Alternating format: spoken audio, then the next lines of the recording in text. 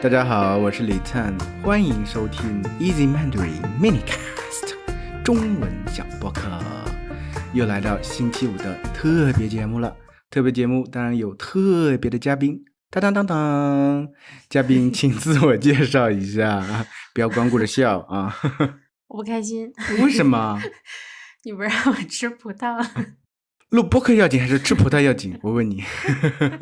大家知道这个特别想吃葡萄而不得的人到底是谁啊？听过第一期的人都知道啊，他是我的内人，我的配偶，我的老婆，我的妻子。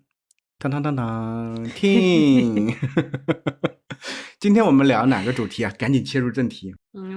聊什么嘞？什么来着？你这个主持人行不行？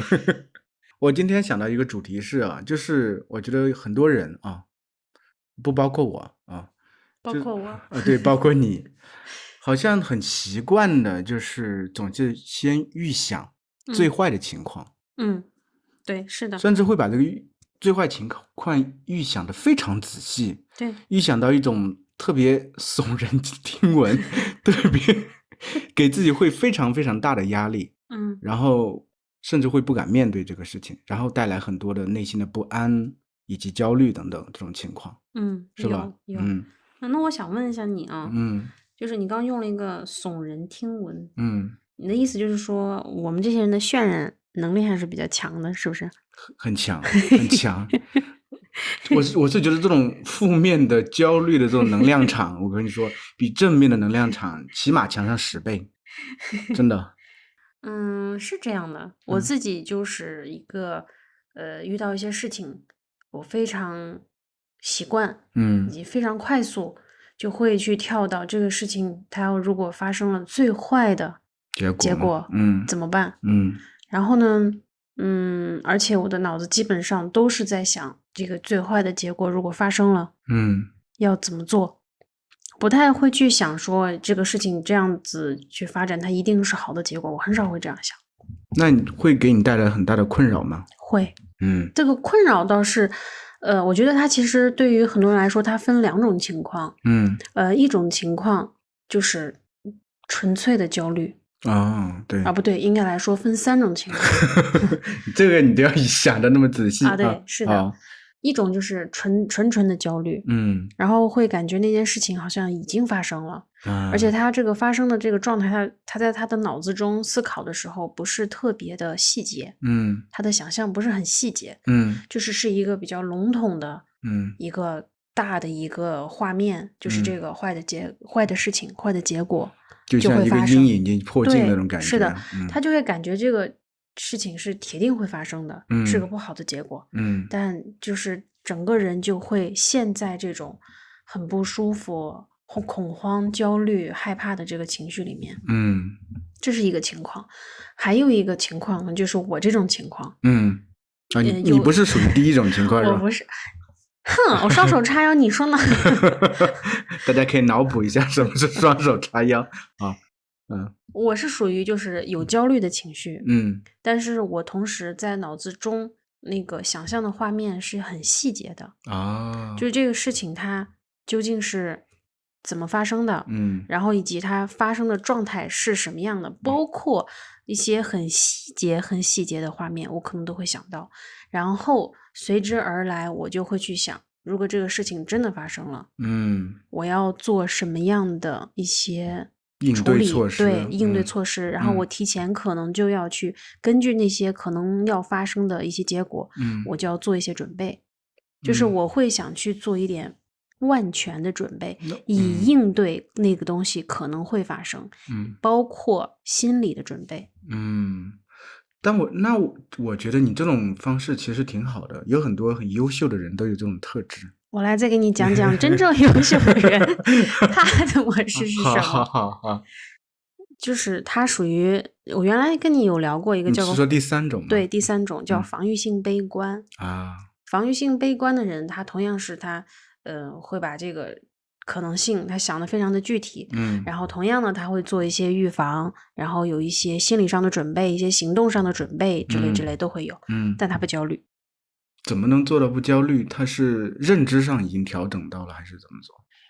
不知道。不知道。对，就有那么一类人，他就是不焦虑，但我知道可能事情会发展到那样的一个情况，比较坏的情况，对，但也有可能是好的情况。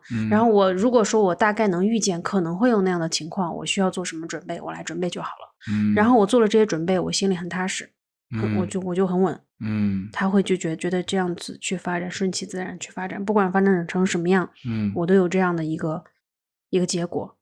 那我觉得这种人应该是修炼到一定程度才得到这样的一个结果，不可能是天生是这样的吧？未必哦，未必哈，很难说哈。对啊，你现在也接触到了很多人，你也会知道，有很多人他可能在成长的路径下，慢慢的就能形成这样子，他能很快的把这些焦虑的情绪，排除出自己的大脑。那只应对事件。对，是的。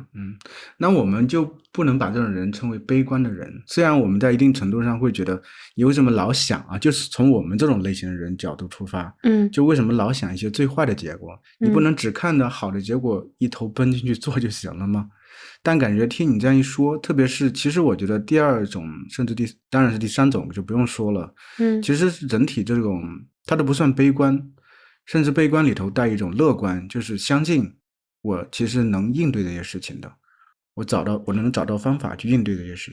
可能第一种是比较悲观的。对的，对。第一种他就是认为坏的事情一定会发生在自己的身上，但是缺少了往后面的一些行动的一些部分，这样就只是陷在那个情绪里面。就现在情绪里我觉得人现在情绪里头有时候就真的很难出来。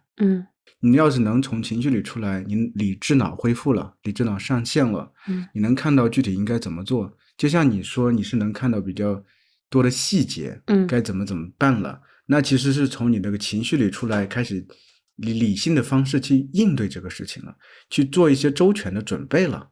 这样的话我觉得是挺好的一个方式。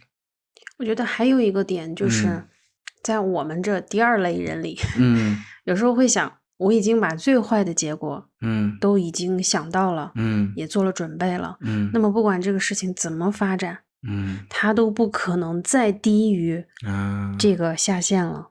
就是这个下限我已经想过了，你再坏都坏不到更坏了。对对。所以等这个事情再来临的时候，带给如果真的是个很坏的结果，它带给我们的冲击就会相对要小一点。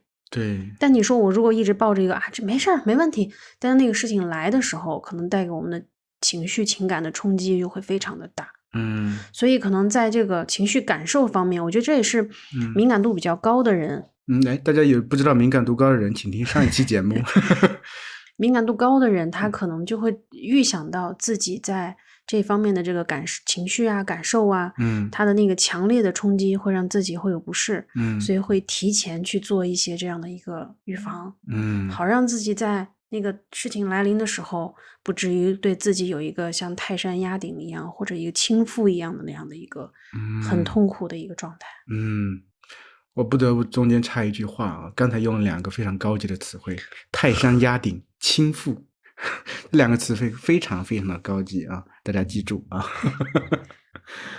我是觉得其实你好像是从第2种向第3种过渡的一个状态啊，你的焦虑感好像就纯粹从你的描述看来，因为你其实已经预见了最坏的结果，你也会想的最坏结果我都已经预计到了，我已经做了打算了，那么真的面对这种情况，我也能去接受这个状态。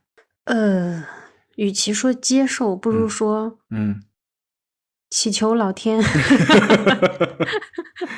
不要让它发生。就是我会感觉